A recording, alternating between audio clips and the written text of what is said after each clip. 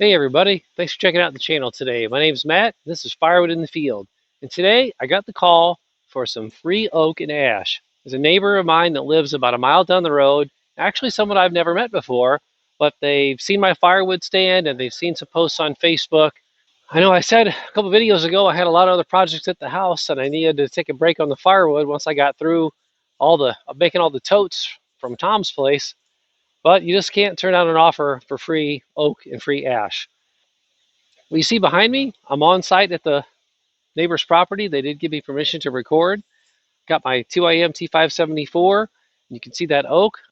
So my plans are with the tractor and the chainsaw is to just cut as much as I can today. I want to go ahead and buck everything to 16 inches here on site, and then I'm going to bring my C60 dump truck over. And it's not a very far span between where their driveway is and where this wood is, and I will load the rounds into my dump truck with the tractor. I'll come back with the bucket. Today I just brought the forks because I don't plan on moving anything up.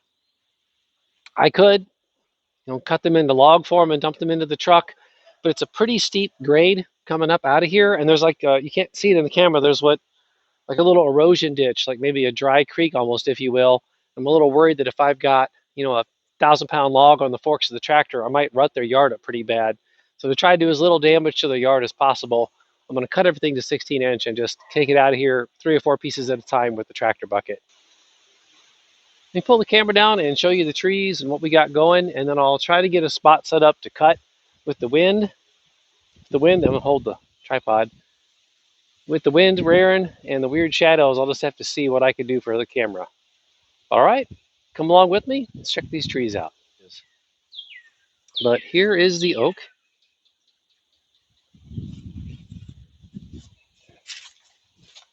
Here's a good look at the leaves and the bark. I don't think it's a black oak. You can see that was 2 trees. Sorry about the sun glare.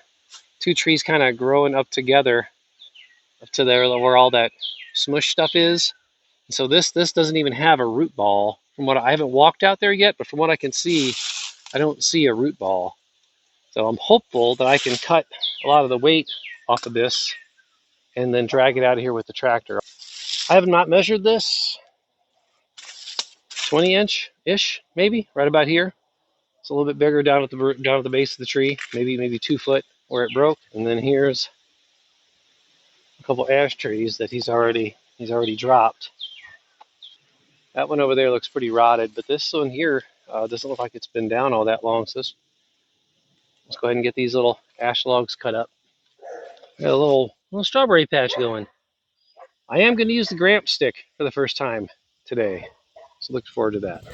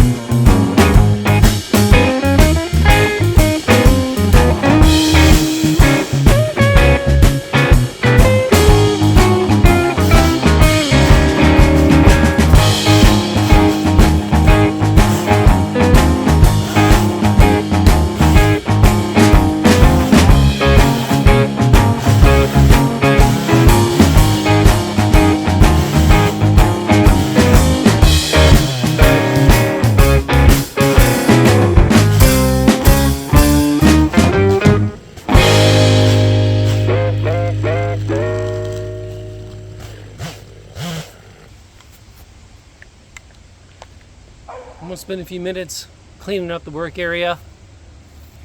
I'm not going to film that. I'm going to drag some of the brush out of the way, and any pieces that I want to keep, I'll pick somewhere to toss to have a little pile of rounds. First time using the Gramp stick. I like it. This probably isn't the best use case because I'm reaching way up in the air and I'm using a bigger saw for reaching way up like that. At least for me. Maybe some of you Hercules guys out there could do this one-handed, but typically for limbing I would use a smaller saw. But I'm trying to do all this with only getting one saw dirty, just cause. All right, let me put the camera off to the side, get it out of the sun for a little bit, move some brush, move some rounds, and get set up to bring the tractor in and support the main log while I cut it up. I've got most of the brush trimmed off of the oak, starting a little keep pile, just tossing stuff in. I'm going to take the tractor, I'm going to come in under here and as close to that V as I can and give it some support. I don't think I'll be able to lift the whole thing because there's a big trunk out there in the woods where you can't see it. But if I give it some support right there, I should be able to cut up this whole limb coming down. And oh yeah, I uncovered a nice ash log.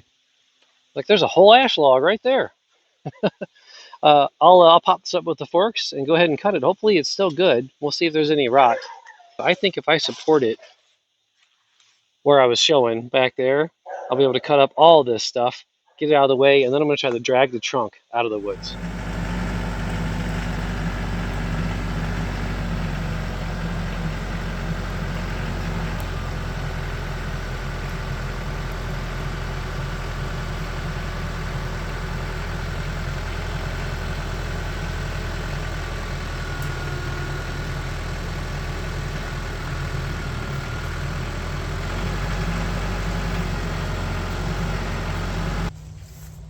All right, that worked well. I wasn't expecting to lift the tree up in the air. I just saw some of the weight get lifted up. Well, she would have cut this whole trunk stump off on the bottom, the one over there, and the one, of course, out on the it's on the forks of the tractor.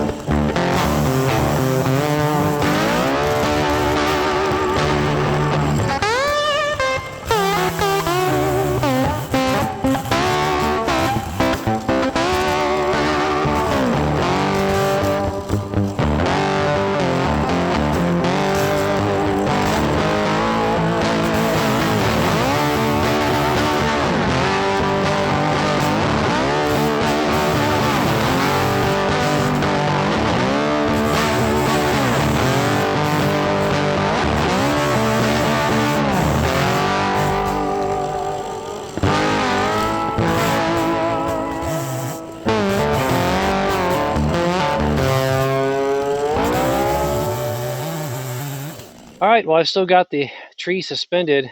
I want to cut that whole little branch all the way down there. And then I'm just going to cut that off right there. Cut that busted part off right there and get out of the way. I think I got one good firewood round right there. I think I got a 16-inch round right there, and then I'll just cut that off. I'll cut this back. I'm going to chunk this up into rounds till I get back to around here somewhere. I'm going to stop before this V and put the grapple right around there and see if I can lift this up and drag the trunk out. They said there's no root ball. It broke off that other tree. It's still a big, heavy piece of wood. I don't know if the tractor will do it. I don't have any rear ballast. I got my carry-all on that I brought my chainsaws with. It doesn't weigh very much, but we'll see. All right, I'm going to give it a shot. So I forgot to bring a short piece of chain with me. I got the forks angled way up, hoping that helps. I mean, these are just held on by these clamps. You just screw those screws in and it clamps onto the fork. So the log this heavy could pull this off the forks. An option you can do is you can hook a piece of chain from here, wrap it around your fork frame or something along those lines. So I'm going to give it a shot. There's the log. So I'm going to set the camera up and we'll see. And I'm almost out of gas in the saw. I didn't bring very much gas with me. So if I can just get this log out, I'm probably going to wrap it up for the day.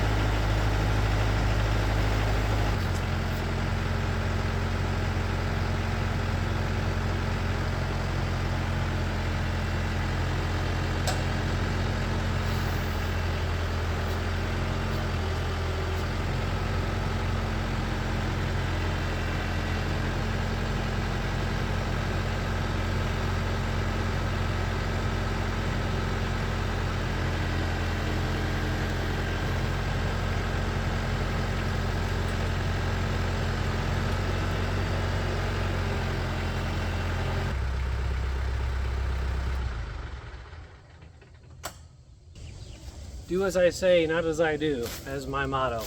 I thought about taking some of the wood I already cut and throwing it in my 3-point carry-all to give me some ballast. But I don't know if that would help. There's quite a dip that my rear tires are going right into, and they're just in the air, not helping. At least they felt like they were in the air. And I don't want to break my front axle or anything like that. Although I do have that kit, so I less worry about front axle damage. I'm going to go into the woods just a little bit and see if I can cut off the back couple feet of that log where it broke off the tree, and see if I can get this log out of here.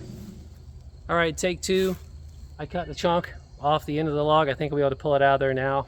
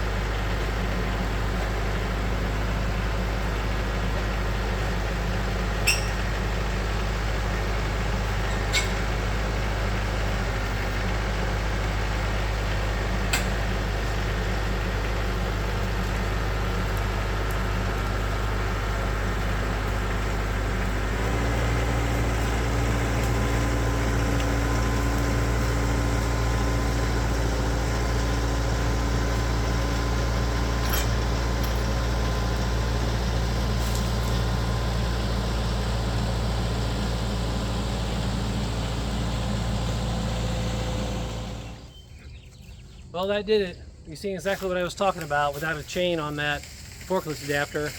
The way that log just wants to drag it off. So I was able to turn the forks, just point them up as hard as I could, or as steep as I could, kind of keep the angle holding them on. But if I had to do that over again, I would have made sure I had a chain that I could have tied from my loader fork frame to those grab handles on that adapter. It's going to be it for tonight. Stay tuned. I'm going to bring the dump truck over here. There's more logs to cut up, so I'm sure I'll take more footage. The sun's going down. I got to get home. Made a good dent on cutting up the logs. Got the log drug out. Thanks for watching. Matt at Firewood in the Field. See you next time.